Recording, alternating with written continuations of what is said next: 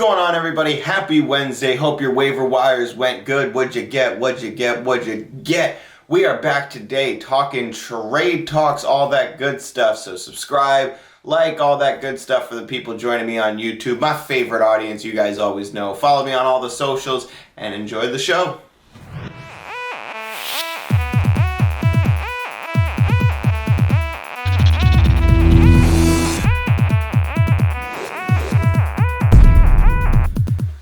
Ladies and gentlemen, welcome on in. It is that time. It is Wednesday. Waivers have cleared. You made some free agent drops. Maybe you're poking some trades around. You are getting ready. You are excited because tomorrow we got football action. But today, we got our favorite show of the week, that Wednesday show, that midweek show. We're at the beginning of the season. We get to talk trades. And then later on in the season, I get to talk about whatever I want. So Wednesday's that free day show that I always like to throw trade talk into because trade's the best part of fantasy. We all know it. We love fantasy, but trading is one of the better parts of fantasy football. So everybody, thank you so much for tuning into the show. I got a great one planned for you today. We were going to be talking some trades, some players to look for after your waiver wires is cleared, as well as, some people that you may want to move away from. So we're going to talk about those guys today, a lot of player implications, all the socials that you saw at the bottom ticking. Make sure you follow me there, the subscribe plug at the beginning of the show. Ladies and gentlemen, let's get rolling right on into it because we have got a big show, a lot of stuff to talk about, and I want to try to keep you as condensed under half an hour as possible as always. So first we are going to cover some waiver wire players that you should be looking out for. Now, first and foremost, since it is Wednesday, make sure you go back and scroll through your waiver wire ads and don't just look at who was picked up in your league. Look at who was dropped as well. So every single week when the waivers clear and it kind of gives you that big list, I like to look at the red too of who was dropped just to see who was, because a lot of different players that this week, a lot of teams need to make a change. They make a change sometimes in the wrong avenue, and you gotta capitalize on that. So players to look for. These are some players that likely cleared waivers and are sitting out there. And if you are one of the players, which I know a lot of the times, when waivers clear, you're still kind of looking for players and hoping to kind of get them for free on the free agency. So these are some players that I pulled out. Unfortunately, I don't have any running backs. Because the running back pool is so thin, so very thin. So I pulled out a bunch of wide receivers for you guys. That way we can all keep an eye on them, and at least if we say it this week, we can kind of roll forward with it next week and continue to kind of build our basis up of how we feel about these players. So first, I'm going to go with DJ Chark for Detroit. Amon-Ra St. Brown, DeAndre Swift likely out that game. We did see Reynolds get involved a little bit more, but I do believe I think we can all agree DJ Chark was clearly going to be in a spot for him to have some value this week. Probably going to be a 1 week rental, and that's a deep league streamer, but it is a player that you can grab for free and probably trust because DeAndre Swift's going to miss. Amon-Ra St. Brown likely to miss. TJ Hockenson was added to the injury report. We will talk about those tomorrow. But DJ Chark could be a good addition.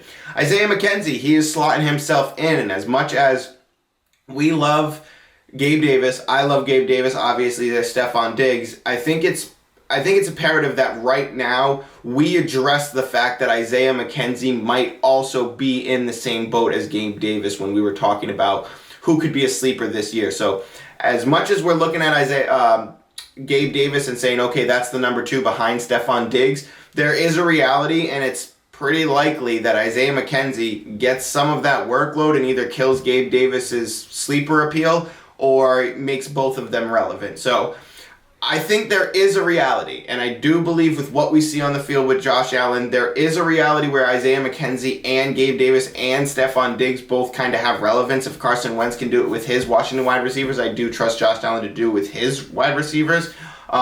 But this is going to be hit or miss. So you are grabbing, the Jahan Dotson of the Buffalo Bills, where Isaiah McKenzie is probably going to be outshined by Gabe Davis because Gabe Davis passes the eye test for me as far as when it comes to Gabe Davis versus Isaiah McKenzie. I'm a big fan of Isaiah McKenzie, but I am a big fan of Gabe Davis and his talent. So I believe that Gabe Davis will kind of still, kind of solidify that role, but Isaiah McKenzie will have his moments. Isaiah McKenzie will have time, so he is a player that you need to look out for.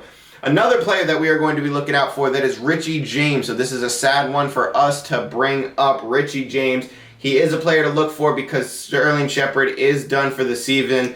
Kenny Golladay, looking bad. I need to make a TikTok of Brucey from The Longest Yard going, hey, how come I can't play? And then it's a picture of Kenny Golladay dropping the ball, and Adam Sandler's like, that's why. Now sit down and shut up. Because right now it does not look good for Kenny Golladay. So I am looking at Richie James a little bit as much as it is the Giants, and it's kind of gross. You are deep reaching. You're looking at the waiver wire for players that you really can't, pay for, or you really have no other option. So maybe you're the Amon-Ra St. Brown manager and you're a little bit worried about what's going to happen. Take a look at Richie James.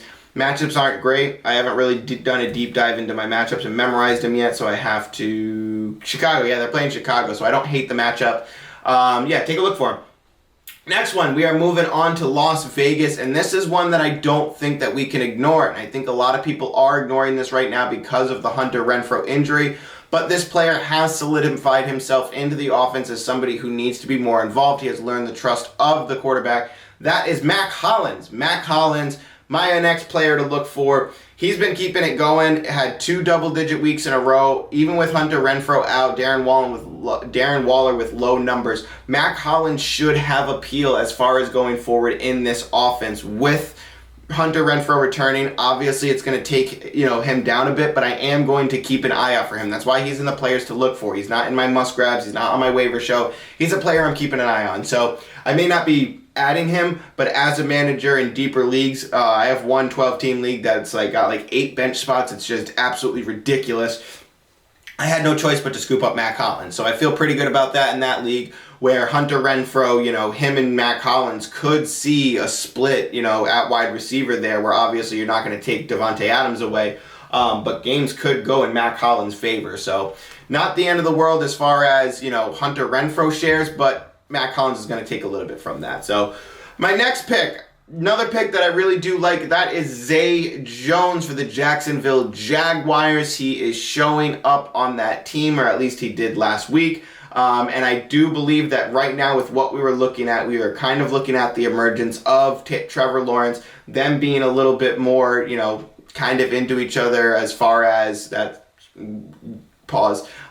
being a little bit more in tune with each other as far as the offense goes. So I think the offense right now that we see clicking is the offense that we can kind of trust a little bit going forward. When you beat the Chargers, that's a really good look. But Zay Jones is really showing up for this team, and I think that right now with what we have at wide receiver, if you are, depleted, you're looking at the waiver wire, Zay Jones is one of those good top options that you can look at, where if he gets more and more involved, he's going to have wide receiver 2 value, because Christian Kirk is a bona fide, far and away wide receiver 1, so I do believe that Trevor Lawrence has the ability to sustain both those wide receivers. So a bonus one that I'm going to throw here in the players to look for, that is Rondell Moore. Now, I do like Rondell Moore, and we're going to talk about this team a little bit going forward. So Rondell Moore, I'll put him in there. He's coming back from injury soon. He said to have had a limited practice today. So got to keep an eye on Rondell Moore. So those are your players to look for today. Hope you guys enjoyed my little transitions. Let us transition now to the trade away players. So these are the players that I'm not saying, it's the end of the world for them, but this is kind of the level that I am on for those people. So I try to keep it to a small list because I do think this is a bad week for trades. So I want to preface this before we get into the trade talks, that I do think that this is a very bad week for trades because of the down weeks, especially at running back. It presents some opportunities for you to go buy and acquire certain players, so it's a good week for you to trade to acquire if you can kind of use something for leverage. But as far as you saying, okay, I need to move away from this player, I believe that only a few have good upside for you to trade now, whereas others you're going to trade at a less price. You know what I mean? If you're the JT manager, I've seen a lot of JT managers ask me if they should trade, or I've seen them put them on the trade block in our league. Don't do that. Don't do that. If you're trading him right now, you're trading him at a really low value. You don't want to do that. You trade JT when he's at his highest value, not at his lowest, or you just ride it out. Same thing with Christian McCaffrey, or you just ride it out. I'm not doing that. So my trade away players, I only got 4 in here today, and then I have one bonus one for you just to keep in mind, trade away player. My first one is Adam Thielen, and as much as I was all over Adam Thielen at the beginning of the season, I was very, very excited to acquire Adam Thielen, thinking that he was going to be the top wide receiver that we saw early in last year. He has just not done it. He got the touchdown this week. He was, involved quite a bit. Trade him away.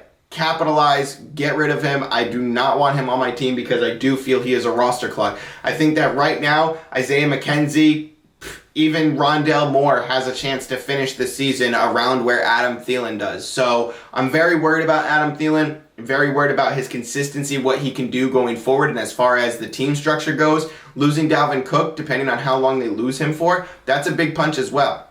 Justin Jefferson's not going to keep having these down games. And when Justin Jefferson has these down games and you're still not going off for 35 points, that's a worry to me. So Adam Thielen is a big concern. My panic level on Adam Thielen is level 10, level 8. Because I'm not going to just get rid of him for any old thing. But Adam Thielen, I am packaging for, whatever I can go grab. If I'm running back needy and I can take Adam Thielen and package him with a running back that I don't really care about to move up at running back, that's what I would do. And that's actually what I did this morning. We'll talk about that when we get to the trade players. My next player that I want to talk about for trade away, that is Ezekiel Elliott. This is the touchdown game. He falls into the end zone. Besides that, he's not very useful. Now, if we look at the season right now, Tony Pollard is above Zeke on the season, and I do believe that there is a reality where it finishes the season like that, with Pollard above Zeke. I think that there is a 60-40 chance that happens, with 60% chance of Zeke finishing the season above Pollard, but there is a very real reality where Pollard finishes the season. He has involvement. Zeke has involvement as well. He's getting the goal line carries, and that's why it looks good for Zeke. And you can make the argument that when Dak comes back, they're going to be in good game scripts a lot more. I understand that, but as far as chasing the Zeke, I'm not doing it.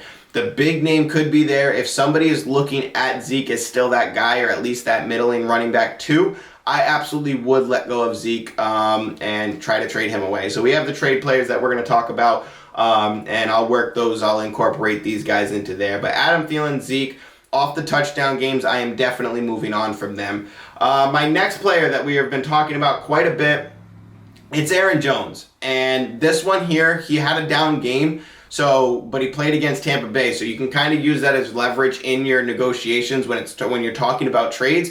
But Aaron Jones, for me, is one of those players that I am very, very spooked on, and I really don't want to have somebody who's scoring 30 points be their, best game of the season and it came in week 2. I'm not counting on that to come back, and we might have seen Aaron Jones' best game of the entire season. So I'm very worried about Aaron Jones, especially with A.J. Dillon over there, especially with Aaron Rodgers getting a little bit more comfortable in the passing game. Obviously, they played Tampa Bay, but Aaron Jones' name value is still second-round name value. So if I can trade Aaron Jones for a big-name running back and a middling wide receiver, or a big-name wide receiver and a, upside running back, then I absolutely would. So I'm looking to shop Aaron Jones. I'm not saying get him off my team, but I am trying to shop him to see what I can get, and I'm kind of formulating a trade to make sure that I can get a running back that I feel as confident as. Aaron Jones, I think he is a trade-away player. My next trade-away player, another big name, and that is Leonard Fournette. He had 13 points. He's been kind of consistent, the only running back to touch the ball in that game. The only problem is I don't trust him to keep it ever. I don't trust him to hang on to that ball. I don't trust them to not get other players involved. I'm not playing this carousel with Leonard Fournette. So if you can get a massive upside player in exchange for Leonard Fournette, I think you absolutely should do it. I do like the fact that Leonard Fournette has that name value still attached to him. So when he has that name value attached to him, there's a lot of leverage that you have there. And right now with Leonard Fournette, there's a lot of leverage for you to trade him. And I think this is the perfect time for you to cash in on Leonard Fournette. Moving on to my next and final trade-away player, and this is a keep-in-mind player. This is not a player that I am definitely saying you have to move away from him. This is a player where I'm saying let's keep some things in mind real quick, because it's week 4 we're going into, okay? So we're grabbing this week 1 through 3 sample size and going, okay, cool, we got enough data. We don't have enough data. We have a very small amount of data. It's not usually until like week 7 or week 8 that we really get a full allotment of data that we feel confident in. So still, right now, we're still kind of throwing darts, you know what I mean? But this is a player I want to keep in mind with trying to look towards the future. So I'm always trying to look towards 2-3 weeks ahead of me no matter what. So as much as I'm trying to study for this week, make sure that I know all the games, make sure I have confidence in all my players and know where I feel on them and where I kind of rank them throughout the week, I'm still looking 2 to 3 weeks in advance to try to understand what their roster is going to be, what it could be, and how it could shape out. So with that in mind, let's talk about the Arizona Cardinals. Because on the players to look for, I said Rondell Moore is going to be there. Now, there is a chance Rondell Moore plays this week, but I think it is farther, closer to the truth that he plays in week 5. So with Rondell Moore being who he is, I do like his rapport with Kyler Murray and on that team. Obviously had some good moments last year. AJ Green's kind of like that middling tight end who actually has a knee injury now, so we don't know what's going to happen to him. DeAndre Hopkins is returning in week 7. So we're going to talk about Hollywood Brown. Hollywood! And as much as I love Hollywood Marquise Brown, I do think that he is one of those players right now where I might be looking to trade him. He just had a massive game, had 2 good games this year. I'm talking big games this year. But he has been consistent. I think that when Rondell Moore and DeAndre Hopkins come back and this team gets a little bit more acclimated, Hollywood might lose some of these targets. He might lose some of this appeal, and I'm willing to state that he's going to lose some of that appeal. So that wide receiver 1 that you have right now in Hollywood, which you do have. You have a wide receiver 1 in Hollywood. But just keep in mind what's coming. You know what I mean? Ride him out. I'm not saying trade him. He's on the trade away players because I'm saying keep it in mind. If you're in the middle of a massive trade where you can get Jonathan Taylor or a Cooper Kupp, and the only thing that's holding you up is a Marquise Brown, I think you should do it. Because you're looking at Marquise going, okay, he's a bona fide 1. He could outscore Kupp or Diggs or, some people on, any given week, which he could. That's a reality. The only problem is I don't know if he can do that in week 10. So that's what I'm worried about. That's why I'm saying keep in mind with Hollywood that if you have a big trade in your hands and it's about to slip away, you might want to consider trading Marquise Brown and throwing him in there in order to get those big names because winter is coming. So let us move on to our big segment of the show. We got about 10-13 minutes to go before we gotta cut ourselves off because we got our Spotify listeners, my friends over at Spotify. Thank you guys so much for tuning in. Hopefully subscribe to the YouTube where my favorite viewers are, the listeners. You're included in that as well because you guys tune into the full show. You're not just going over to TikTok, getting the little segments of information and then not coming over to hang out with your boy. So I'm very, very grateful for all of you guys, and that's why I work so hard on this show because we got championships to win. So let us talk again about trade targets for the 2nd, 3rd week in a row because this is the best part of fantasy. It's trade targets. So let's talk today. Now go look for the managers of these players just in case they don't value them where they should. So these are names that you probably will not likely be able to trade for, but I put them in the trade target show just because of the perception from the manager might be a little bit off, where I do believe these are all smash players that you should be looking for and want on your team. So quads, James Robinson, and I say quads as in Saquon Barkley, James Robinson, Clyde Edwards-Helaire, Jonathan Taylor, Justin Jefferson, Mike Williams, and Austin Eckler. I'll say that again for you. Saquon Barkley, James Robinson, Clyde Edwards-Helaire, Jonathan Taylor, Justin Jefferson, Mike Williams, Austin Eckler. Those are the players right now that I do believe have a little bit of a sorted, twisted perception. Clyde Edwards-Helaire, he's a little bit of a lower buy because people are like, well, he's not going to keep that touchdown total going. I'm willing to buy in that he might. But also his involvement to increase. Justin Jefferson, obviously that's a big name, but if somebody's disappointed with JT, same thing with JT. If they're disappointed, then go peek, see what happens. See if they're willing to trade him or move him or something like that. But those are the big names that you likely will not be able to get. Just go peek, see what the manager's looking for, and just ask him, hey, what would it take for you to move this guy? And see what he says. You might be surprised. There's a lot of trades where I send out, and I'm like, hey, which wide receiver do you like on my team better? And they pick the one that I like the least. And I'm like, okay, cool. Here, you can have him. And now he's happy and I'm happy. It's not even a trade win. A lot of the times when we're trading, which don't do that. Don't be the guy who lowballs everybody and just wants to get the free wins. Be the guy who's, working with you going, hey, I can see you want this. I need this. I like that player. You like this player. So I actually had a good trade in my league. We'll talk about that one in a second. But let us move on to my first trade target of this week. Very excited for my man, Tony Pollard. Now, I know this trade target to start off with Tony Pollard is like, what? Why would I trade for him? It's not a big name. It's not going to win me weeks. No, it's not, but it's also going to cost you next to nothing to get Tony Pollard, and I do believe that there is reality where Tony Pollard are kind of on the same level, and Tony Pollard has kind of that Kareem Hunt appeal, where he can slot in, he can have the running back 1 week on that team on any given week. I actually had a question on TikTok today.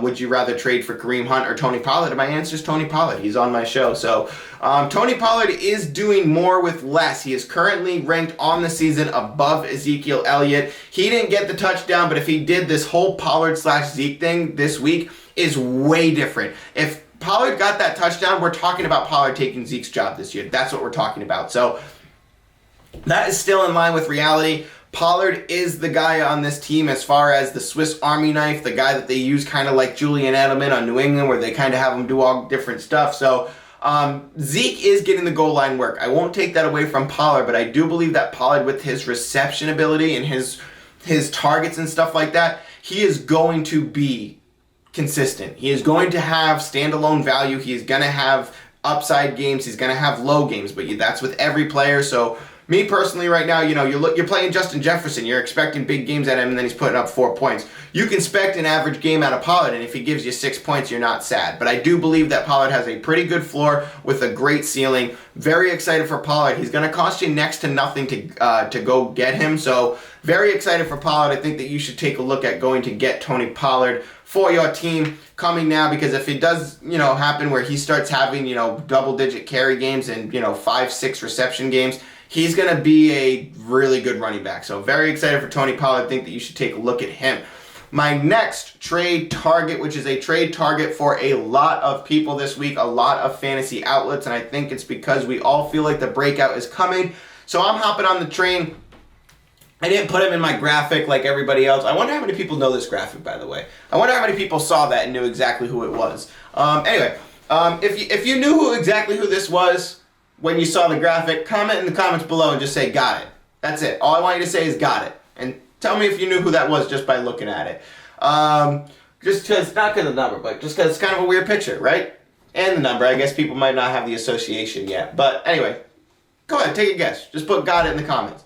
So my next target that I didn't put in there is Breece Hall. Everybody talking about Breece Hall this week because we are looking for the breakout. He gets Pittsburgh this week, a very friendly run offense against, and I actually did just go out and trade Breece Hall, or traded for Breece Hall. So in my aforementioned section where the trade away players, I actually had Zeke and Adam Thielen in one league, and I traded both of them away for Breece Hall and the man behind me. We'll get that in a second. Spoiler alert. But very good trade. I thought it was even on both sides. I really like the appeal of the guy who's behind me and the breakout potential of Breece Hall. I was ready to get off of Adam Thielen. I was ready to get away from Zeke.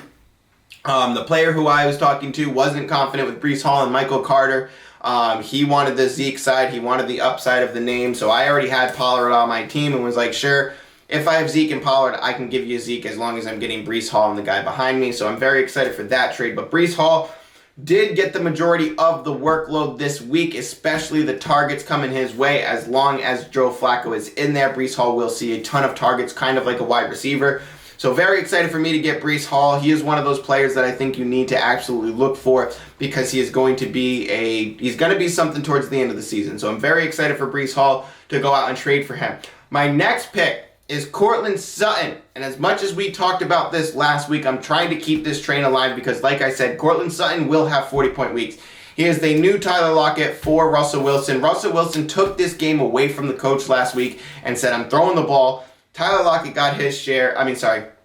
Courtland Sutton got his share. Well, Tyler Lockett got his share too. But Courtland Sutton got his share. He is looking really good. He is looking as the guaranteed wide receiver one for this team. So after week one, we were saying, hey, maybe the gap between him and Judy aren't as far apart as we saw. Judy, a little bit of an injury concern. Courtland Sutton skyrockets to a wide receiver one position. So I'm very, very excited for Courtland Sutton. He is currently the wide receiver 17 on the year, and I do expect him to finish within the top 15 with upside to finish in the top 12. So Russell Wilson, Courtland Sutton have that rapport. They're going to keep it going. Very excited for that. My last trade for target is the man in the graphic, the man we are not talking about enough, Mr. Wide Receiver 15 on the season, Drake London. And as much as you guys know me on this show, and when Drake London got drafted, I lost my mind. So if you watched my early offseason predictions, Drake London before the draft, I said this is the most NFL caliber wide receiver we have seen come out of the draft in a few years. Or no, probably Jamar Chase. But Drake London for me was the most, you can put him anywhere and he should be absolutely bonkers. And I'm very excited for Drake London because as much as I don't like Atlanta, the targets are coming his way. Mariota seems to be looking for him. Mariota seems to be getting a little bit more comfortable with him, Patterson, and Pitts.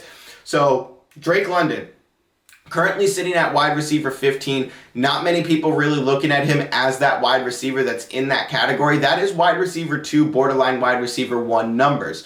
So I'm very excited for Drake London. You can trade for him and have a wide receiver 1 on your team, wide receiver 2 on your team, and pay basically next to nothing in order to get it. Now, the Drake London manager, if they are over the moon about Drake London, you're not going to be able to really get that. But there is somebody somewhere, there's a team out there. I just got Drake London from a player who didn't really look at him like that, and they needed wide receiver as far as I was concerned.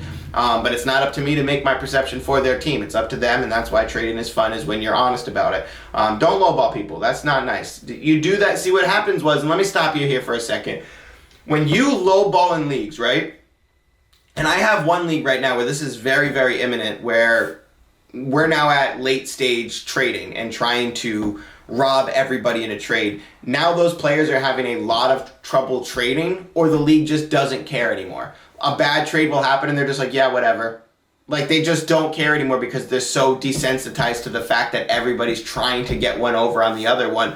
You just damage your league integrity. You hurt your league integrity because you're constantly trying to get one up on you, and it's not as fun to trade anymore. So know what you're doing to your league. It's your league. You guys do what you want, but when you're constantly trying to get one up on it, when you only trade in order to get a win, you're only asking for nobody to trade with you or everybody to hate when you do make a trade. So just try not to be that guy. Try to be the guy who makes a fair offer. Would you accept this trade if you were them, if you had that perception? And have an honest conversation with them. That's probably my favorite part about the trades, is the negotiations, going back and forth. Where do you feel about this guy? Where do you feel about that guy? If you were to rank my running backs, where would you rank them?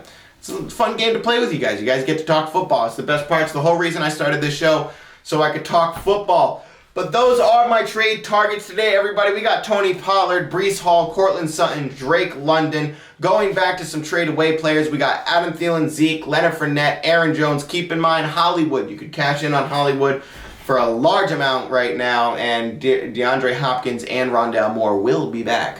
And some players to look for after waivers cleared. You got DJ Chark, Isaiah McKenzie, Richie James, Matt Collins, Zay Jones, and Rondell Moore. Keep an eye out for that Rondell Moore because he could slot in as a wide receiver too, and even kind of push Marquise Brown to the side. I don't think that's going to happen. I think Rondell Moore will be a wide receiver 3 on that team, but he will have games where he finishes above them, I do believe, on certain weeks.